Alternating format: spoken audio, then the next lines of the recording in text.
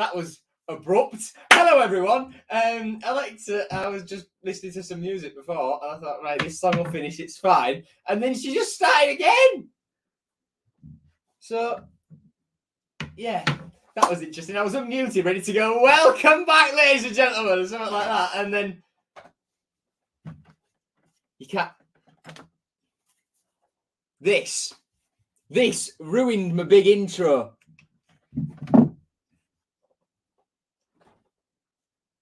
And now I've unplugged her. She's going to start again each day. How are we, everyone? Good to be back. We're going to have 3 international breaks in 3 months. This is a shambles. Because, right, I'm going to hold myself together. Where's my...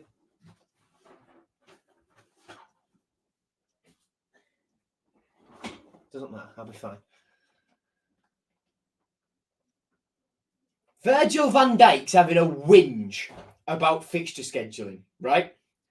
How about League One and League Two teams who go into the Carabao Cup earlier, the FA Cup earlier, play more games in their league season than the Premier League, and have to do the Papa John's Trophy as well? Not a word for them.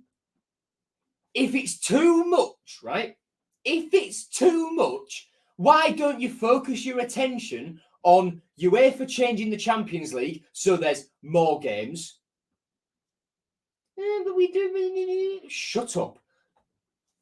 Focus on the corrupt ones at the top. Scrapping FA Cup 3rd and 4th round replays. Oh, yeah, we'll be fine. We get 1 less game, possibly, while the rest of the plebs that and you burn. It's as simple as, let us take what we want off the top and dictate everything while the rest of the plebs die. There's more to football than just the Premier League. FA Cup 3rd and 4th round replays are brilliant. Had it not been COVID, we'd have gone to Everton. We'd have gone to Goodison Park for a replay. We've got replays against teams like Arsenal. Having kept them out away, they've come here. That's more money for us. A lower league team at that time. We were in the Championship. Yes, still with parachutes. But that money's vital. Especially when you get teams who progress in the FA Cup like Bradford did, beating Chelsea a few years ago. Lincoln and Sutton in 2017. Those games are vital for the survival of the football pyramid. But they get scrapped, yet all the pointless international friendlies, 3 international breaks in as many months. What a joke. This time next month, on the 20th of November, we will have just had another weekend without football because of international breaks. What's the point? Why? Okay, fair. Qualifying for World Cups, Euros, Copa Americas, AFCONs, whatever, cool. But if that can all be done in international breaks during the season, can I ask why we need pointless friendlies and Nations League stuff at the end of the season when players should be going on holiday? Why do teams have to go on these elaborate pre-season tours where it pushes the players into, getting fitter, yes, but they're taken away from their families for longer because the teams want to go out and make money. It's about the money, but it's what my argument is. The money is better used and better distributed with FA Cup 3rd and 4th round replays than it is at the minute with international friendlies and Nations League and stuff like that, and UEFA changing the Champions League. If the problem they've got is with more games, it's the people at the top who want to make money who should be their targets, not FA Cup 3rd and 4th round replays where over 700 teams play in the FA Cup. Most of them not the up there with the 20 richest clubs in the world.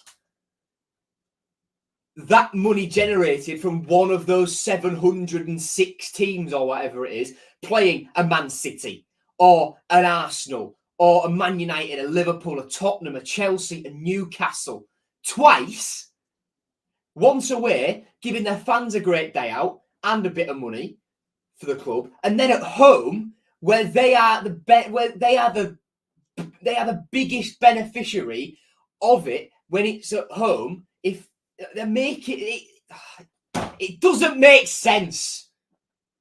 It doesn't make sense. Keep the wealth at the top while the rest of the plebs burn. That's what it is. That's what it's about. Sounds a bit like the UK, doesn't it? Anyway, let's dive into chat, shall we? After that very, very long tangent. Okay. Jensen, how are you? Jeff, how are you? Evening, Owen. Evening, Gallagher. Rich hopes we win. It's going to be a wet game tomorrow. It won't get called off, I hope. I think our underfloor heating and drainage is top tier, though, so I think we will be fine. News on Connolly. We'll get to team news in a minute, Owen. Thank you, Owen. Evening, Ashley. Jeff, thank you. Every time we get on a good run, momentum stops. I think the international break. Yeah, we beat Leicester, then we go straight into an international break. Yes, there's always an international break in September, but then we shouldn't have another one in October, another one in November, and then we're going to have another one in March before the Euros. The Euros I get, that's fine. And qualifying for the Euros and World Cup or whatever, that's cool. But can that not all be done with one or two international breaks and just a little bit at the end of the season? Not wait 2 or 3 weeks. Well, no, not wait 2 weeks from the end of the Premier League season until like 2 weeks after the Champions League final. Can that not be done like straight after the Champions League final? Give players a week and then, well, give them 5 days, join up with the international teams, join up with the international groups, do a bit of training, and then they're straight into these games where they play a lot of these games in quick succession, where they play maybe 2 or 3 in the space of 2 weeks, and then they do the rest during, an international break in September, an international break in March. Then that brings us up to a major tournament. Yes, for AFCON it's a bit different, I know, because of the climate and stuff, but it can be sorted. It can be sorted. International break means I get to see more Ferriby games. Nice, Jeff. Very nice. I think the break came at the right time for us. We can finally get some players back. That's one positive. We had Thauvin, Vaughan, Lakilo, Aliar, Slates, Coyle, so many players unfit. And these international breaks have allowed us to minimise those injuries. The whole boy gets about, Joe. Prefer your chat, though. Me and Marcus get on. Marcus is doing really well for himself. And he and I want different things out of this. And these interactions, I prefer doing these previews live. I so much prefer doing these previews live. I think they're great. Jensen did the griddy in school. Fair enough. Right. Owen mentioned Aaron Connolly up the top there. Was, of course, withdrawn from the Republic of Ireland squad due to injury. It was believed to only be precautionary at the time. And that is indeed what it was. It was just, he felt a bit sore. That's why he didn't start at Millwall. And Rossini said that the Ireland setup were great in letting them keep Aaron at City and working back to fitness. And Harry Vaughan, Jason Lakilo, Louis Coyle, Aaron Connolly and Ozan Thauvin are all back from injury and in contention to face Southampton. Jadon Philogene, Liam Delap, James Furlong and Adama Traore have all returned injury-free from international duty. Philogene and Delap on international duty in the thumbnail, by the way. But Jean-Michel Seri will need to be assessed due to a slightly later return. Seri only got back today, whereas the others were back earlier this week. Rian Slater, hamstring, remains unavailable for selection, but Rossignol assures us he is progressing nicely. He can stretch his leg out now, and he should be about another 5 or 6 weeks away. Jensen did the gritty and told the school that the food is disgusting. Right. Nice. Wait there.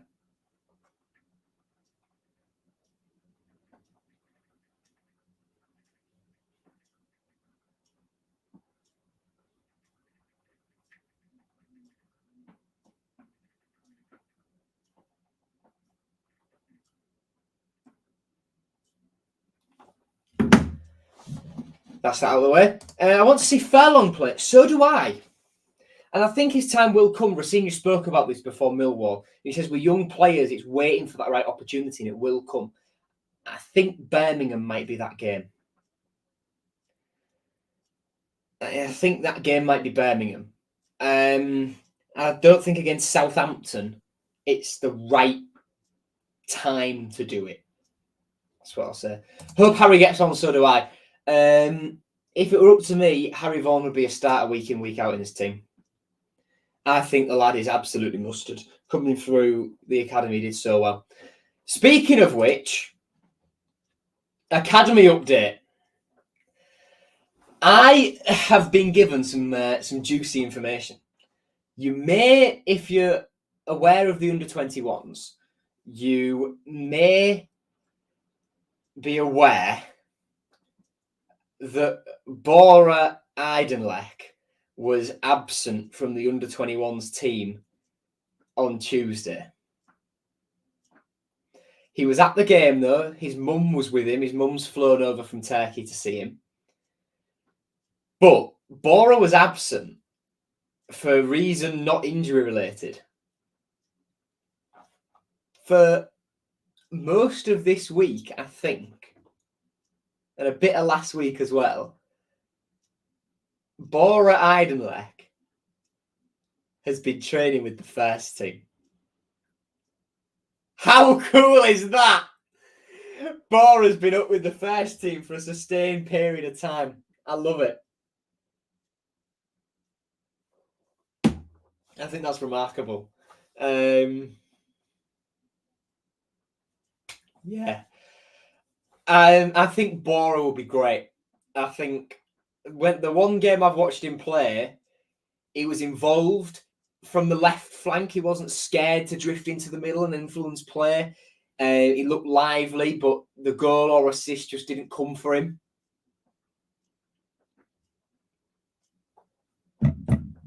It's coming. Bora Eidenlech season is coming. And I can't wait. I think he's got a few more games with the under-21s first before he's considered for a place on the bench, especially with now the fact Aliar, Lakilo, Vaughan, Cynic, Philogene, Twine are all fit, plus Traore, who could play out wide as well. And the return of Thauvin and the imminent return as well of Regan Slater. But Bora's cooking. Bora's cooking. He's just simmering away in that under-21 side at the moment. And this has been simmering away in my extra tabs for a little while.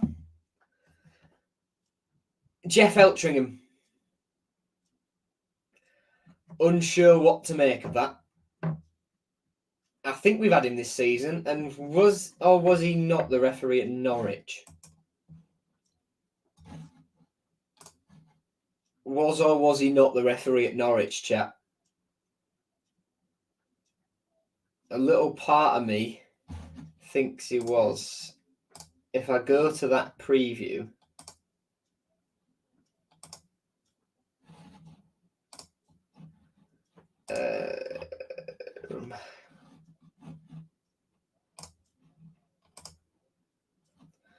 was he the referee at Norwich? I think he was.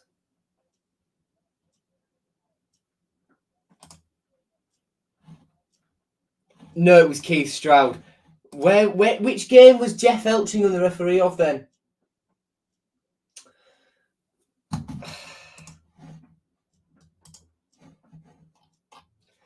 Which one was he? Was he Leeds? I think he might have been Leeds.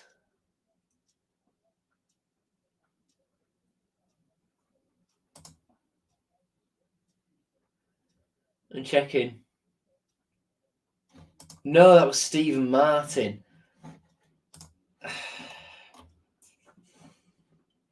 Cov?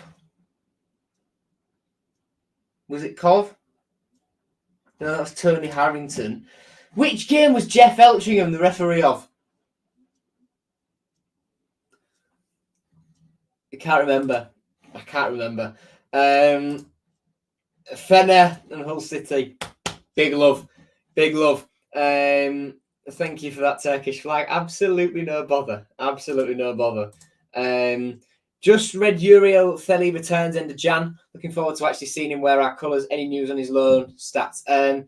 What I can tell you is he's in FIFA this year, Uriel Thauvin.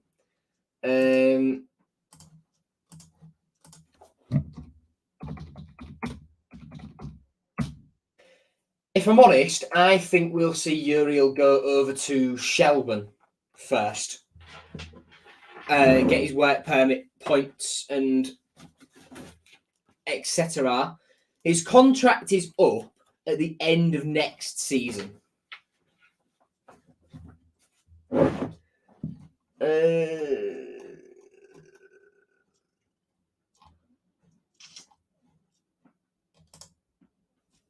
Let's have a look.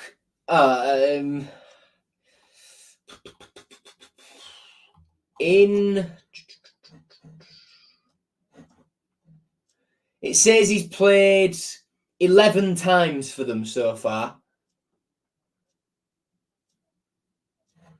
and got 1 goal. No, sorry, 1 assist. He came off the bench, played 18 minutes in their last game. Came off the bench and played 4 minutes in August, didn't play for whole of September. Played 4 minutes on the 27th of August. 14 minutes on the 16th of August. 13th of August, he played 70. Didn't play throughout all of July and all of June either.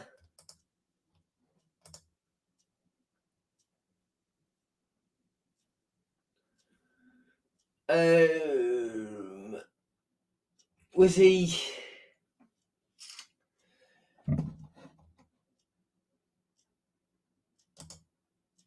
Is that team in Peru as well? Although Universitario are top of the league.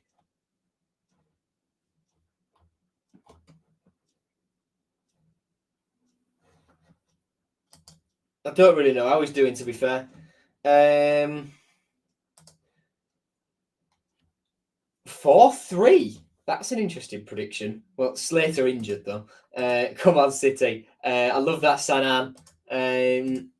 Norwich. So, yeah, the answer for Uriel Thauvin is I don't think he'll play for us this season. I think he might come and train for a bit and he'll go straight out on loan to Shelburne. And then we might see him next year. Thauvin is back. Have I ever tried to get into with any players? Yes, I have. I'm going to let you behind the curtain a bit here. So, no, you've only missed team news and ref watch. AGU, mate. So, behind the curtain, Old Grandpa Joe Industries, right? when I got to chat to Greavesy, we had another one in the works, right? We had another 3 in the works. One was a lad called Jay Rouse, who was in the under-18s at the time. One, it gets bigger, was Ahmed Salam. The third of the ones who didn't pull through, who we agreed with, but never really engaged with us.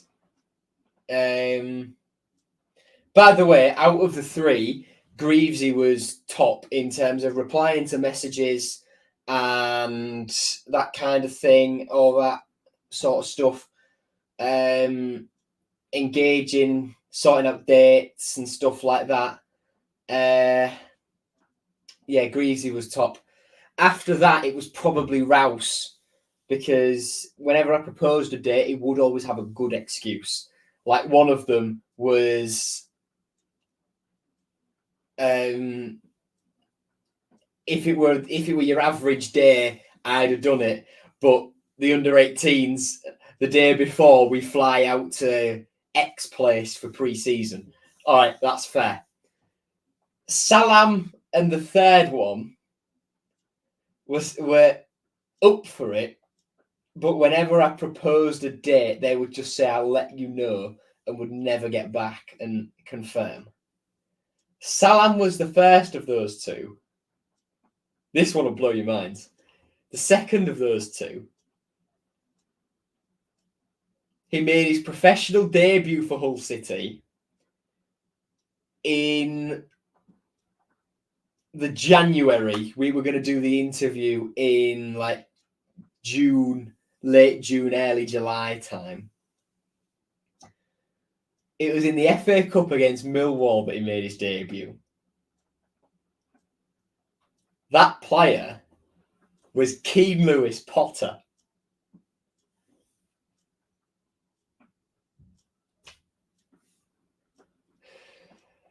Still to this day, I'm so gutted that never came off. Could you imagine that?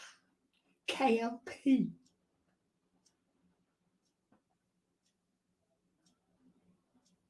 KLP.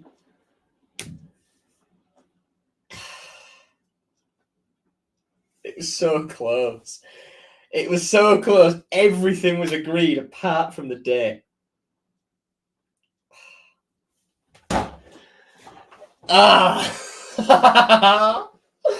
No! Because the chances are we'd have done it the day after the Greavesy one, right? So my head would have been massive already, right? And then I'd have chatted to Keno.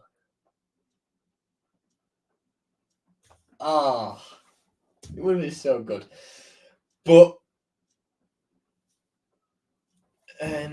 well, to answer your question, Owen, I have tried, and I'm going to try and get a few more. Because we've got international breaks coming up and stuff, I'm going to... Well, the club still owe me my interview with Tan, to be fair. So next time I see Tan, I'm going to chase him, because I sent an email to his secretary about 2 months ago saying, after the transfer window, can we get a date set? Because it's been a year, and that just hasn't happened yet. I can't lie, I think that one might be dead. But we'll keep trying. And a lot of the boys in the under-21s I'm quite close with. Well, not close, but I get on quite well with. So I'm going to try and get a few of them to come down to your average coffee shop, and we'll sit and have a chat. I'll do some written pieces for To Hull and Back, which, by the way, is the location from which you can read my match reports for the under-21s games. I didn't manage to get one done the other night because I went straight to the under-21s game from a college open evening, and I was knackered. So I didn't have time to get one done before I went to bed and get it sent off to be uploaded. But the next under-21s game's on Halloween, and I will get that one all reported on and stuff, and it'll be top dollar. KLP is my son's best mate from school, hangs out with him now and again when he's in Hull. It was true we tried getting him back on loan, but he rejected as he wanted to fight for his place in the Brentford team. I think Keano might live to regret that. Anyway, let's move on. Is all of this still live? Yes, it is. Just checking that all my stuff still works. So, stats from the Millwall game. It seems a while ago because, excuse me. Oh, it was, to quote Erling Haaland, first half was good, but second half was shit. The pass accuracy, again, I love. The amount of passes, I love. The possession, I love. But we could have been about 4 up at half time. And the first goal was just stupid to give away. Head-to-head, looking at Southampton, then I'll sit back up in my chair now. In their last game, it was a 1-1 draw with Rotherham. Their team was Gavin Bazunu in goal. Back 4 was Kyle Walker-Peters and Ryan Manning, the 2 full-backs. Centre-halves were Taylor Harwood, Bellis and Jan Bednarek. Midfield 3 of Flynn Downs, Will Smallbone and Stuart Armstrong. On the right was Adam Armstrong. On the left was Kamaldeen Sulemana. And up top, through the middle, was Che Adams. The bench was Alex McCarthy, Mason Holgate, Joe Aribo, James Bree, Sekou Mara, Ryan Fraser, Shea Charles, Samir Dozy, and Carlos Alcaraz. It's a really, really good team, isn't it? And can you just imagine how overpowered this team would be if they still had James Ward-Prowse and Nathan Teller? That would be just mad. What are the odds of our game being called off? Got a driving lesson in this weather as well. God save me. I don't think the game will get called off. I think because our underpitch heating, we discussed this before, because our underpitch heating and drainage is class, I think we'll be sound. You've got to wait for that, Dan. Got to wait for them, mate. Yeah. So, moving on. Shall we have a look at a bit of this? Let's have a look at a bit of form, shall we? A bit of form. Start with Southampton's 1, 2, 3, 4, 5. Defeat to Ipswich, defeat to Middlesbrough, and then they've rebounded a bit by beating Leeds 3-1, beating Stoke 1-0, and then drawing to Rotherham. Us, 1, 2, 3, 4, 5. 3 draws, a win and a loss. So we drew against Leeds 0-0 at home. Should have won that. Beat Stoke, solid. Drew with Plymouth. Should have won that. Lost to Ipswich. We were never in it there. And then drew with Millwall. Should have won that.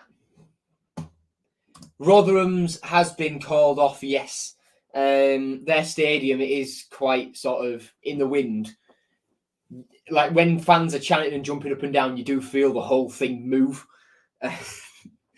So I can see why for that with the strong winds and stuff. Yeah, it might spook a few people. Rattling through this a bit quicker now. Then the league table.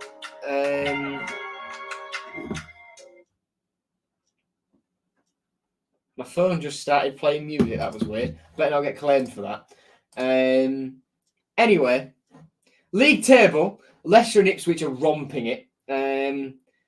Preston have slipped up a bit recently. Leeds have clawed back. Birmingham, I don't think will stay there now because I don't rate Rooney as a manager at all. I think he's shite, and I think we'll beat them on Wednesday with ease. Us in 9th.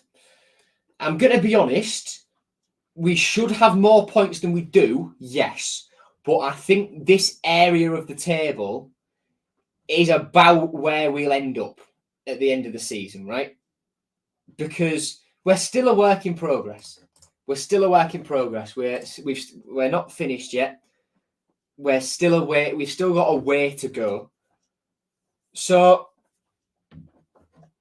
that's fine, and we will get better throughout the season. Oh, Ashley! Ashley! Me and Leo were talking about that last night, right?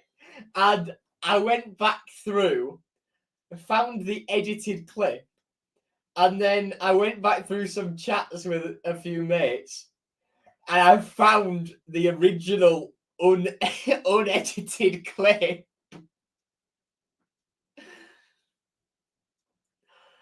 Oh, I found the original unedited clip where that guy says what that guy goes on to say. Oh, mate. It's so funny you mentioned that.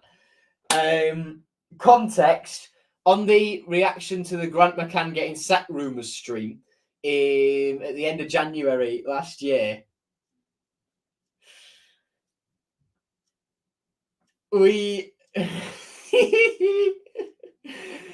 This was a time when I used to send the StreamYard link out willy-nilly, and I put it in chat and I pin it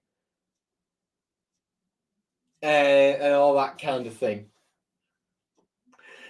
Ashley was on it, and we had these two lads who I assume were in Ashley's school year at the time. We had one get added, and this guy said, "Can you let so-and-so in?" So I let this guy in. Ashley sort of went, "No, don't let him." Then by that point, it was too late. There was a bit of laughing going on. And then this guy who I'd just added in leans right into his microphone. He's using his phone. Like if he's filming on his phone like this, he leans right in, but so you can't see his face. And just repeats the N word about 7 or 8 times, one after one after one after one after one. Sends me a message right after the stream ends and grovels basically, saying, "Oh no, I really regret it. It was so terrible. I could get in loads of trouble for that. Please delete it." So I made some tweaks, and now over the entire segment, there is just goofy music. But that's the thing. That's the thing. Yeah, God, I'm glad I stopped doing that. I'm so glad I stopped doing that. Around the grounds on Championship match day 12. Then Rotherham versus Ipswich at the New York Stadium was postponed. So tomorrow at 12:30, Preston play Millwall. 3 o'clock kickoffs are the rest of the games, and they are the following: Blackburn versus Cardiff, Bristol City versus Coventry, Huddersfield versus QPR, us versus Southampton, Middlesbrough versus Birmingham, Norwich versus Leeds, Stoke versus Sunderland, Swansea versus Leicester, Watford versus Sheffield Wednesday, and West Brom versus Plymouth. Some great ties in there. Norwich versus Leeds will be a really, really good game.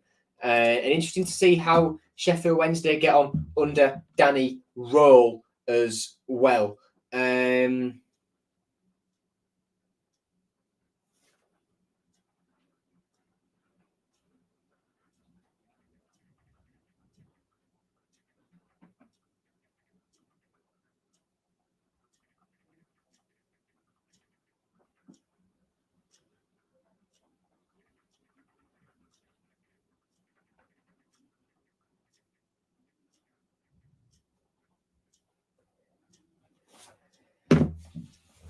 Okay, right. Back onto preview after I've sorted another message out. Memorable match.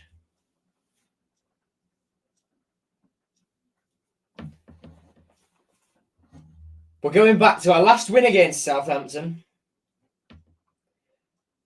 November 2016. Whoever's watching, say who sent me get off your phone. That's ace. So 6th of November 2016 was our last win against the Saints.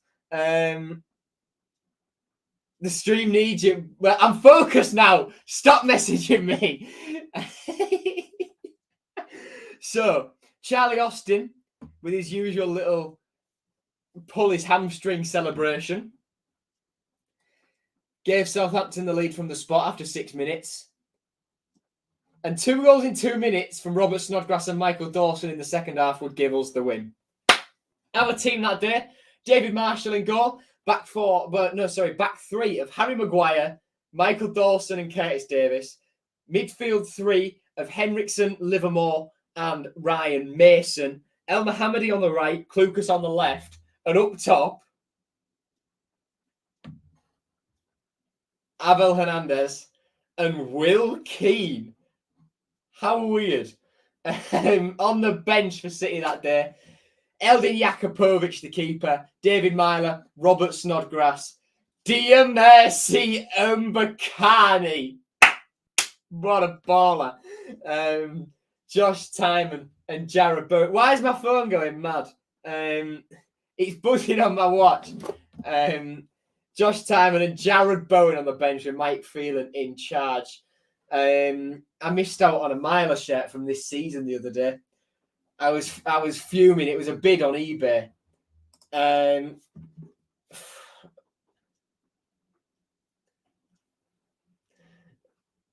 Brendan, come on. Brendan, come on. What was I going to say? So David Myler is my absolute most favourite player ever. And my ambition is to own one of his match-worn shirts. And I was this close. There was one on eBay, right? And I was watching it all week. I put a bid in with about 5 minutes to go. 79 quid. And I thought, as we got into the last 30 seconds, I'll just whack another fiver on with 10 seconds to go to make sure I get it. I go to do that, and because I'm already winning it, eBay won't let me up my bid. 2 seconds to go, some fucker outbids me by 2 quid. 2 quid with 2 seconds to go, and I can't respond. And the most annoying thing is that with 10 seconds to go, if it let me whack another fiver on, I would have got it. I would have got it. Because by the time it got to 10 seconds, I'd clicked, put my price in, and fine. That would have been 2-3 seconds left, and I'd have won it. And I'd have got it for 83, 84 quid. Bear in mind, another one I've tried to buy went for 160, and another one I tried to buy went for 200.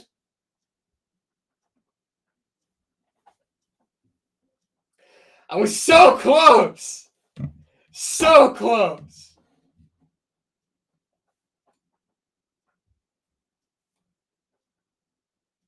Another one will come. It's fine. Another one will come. This was on Tuesday, and I got to the Ferriby game after it finished, and I was talking to some of the lads who go early to City about it. And Josh, who me, Leo, and Marcus know, he said to us, "Oh, I've got a match 1 mile shirt in my loft, actually." So I said, "Oh, how much?" And he goes, 250 quid just for you, Ginger. Thanks, Josh. Appreciate that, mate. Anyway, last time out against Southampton. I'll be honest, I had to check this one out. I know Yaka saved a penalty, but it was 0-0. For Southampton, Jack Stevens is still there today. Our team that day was Eldin Jakupovic in goal. Back four, Ahmed El Mohammadi, Andrea Ranocchia, Harry Maguire and Andy Robertson. Midfield three of Ndai, Klukas and Ivandro. Lazar Markovic on the right, Kamil Grzycki on the left and Umar Nias up top. The bench was David Marshall, the goalkeeper, Tom Huddleston, Abel Hernandez, Sean Maloney, Michael Dawson, Marcus Henriksen and Jared Bowen, with Marco Silva in charge. On the bench for Southampton that day, Josh Sims, who we nearly signed a couple of years ago under Grant McCann, didn't come off. And Shane Long, who we will talk about in a few moments' time, after we've had a quick little glance at the record where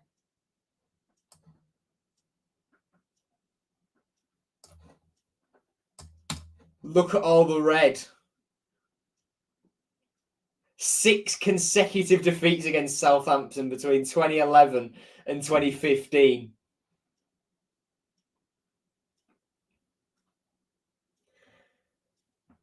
Right. But a win and a draw in the last couple. But this dates back to 2017. We've got no players left from then. And Southampton have got 1. So you can't really take anything from that. So a bit of a pointless segment that today, really.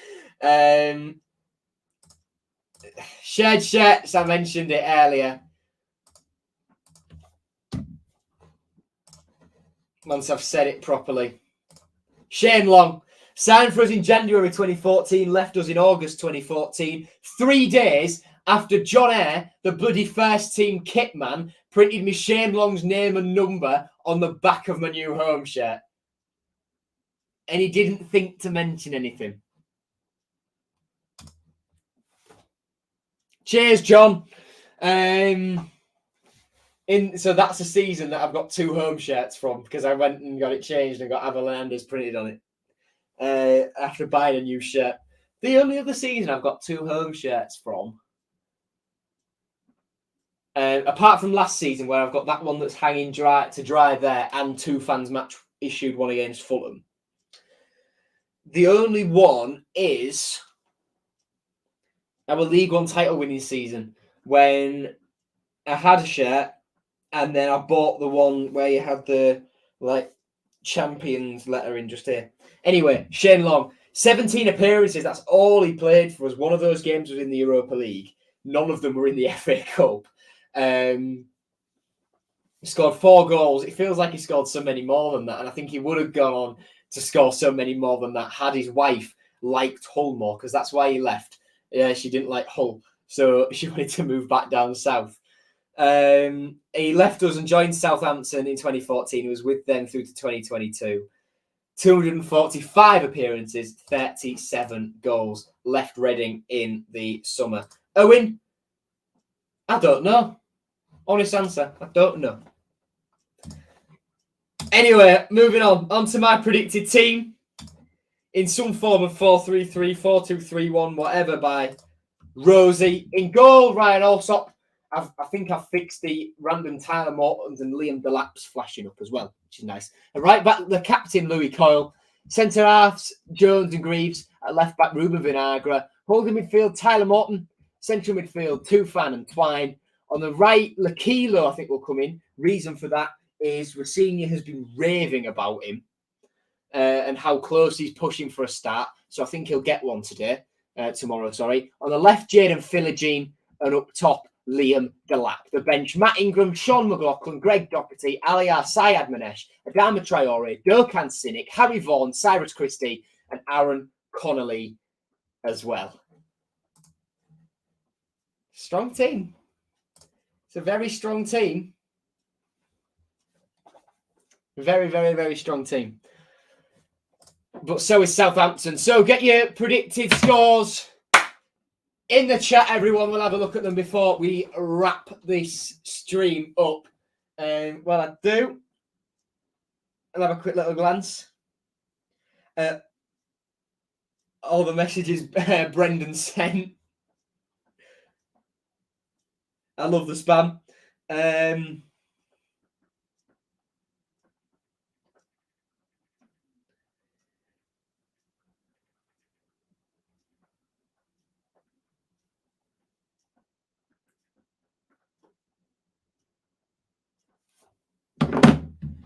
Right, let's have a look at a few of these.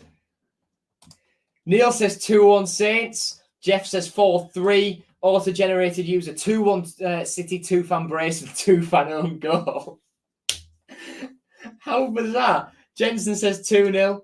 Owen says 1-0 or 2-1 Southampton. I reckon we will break the duck and we will win 2-1. Goals.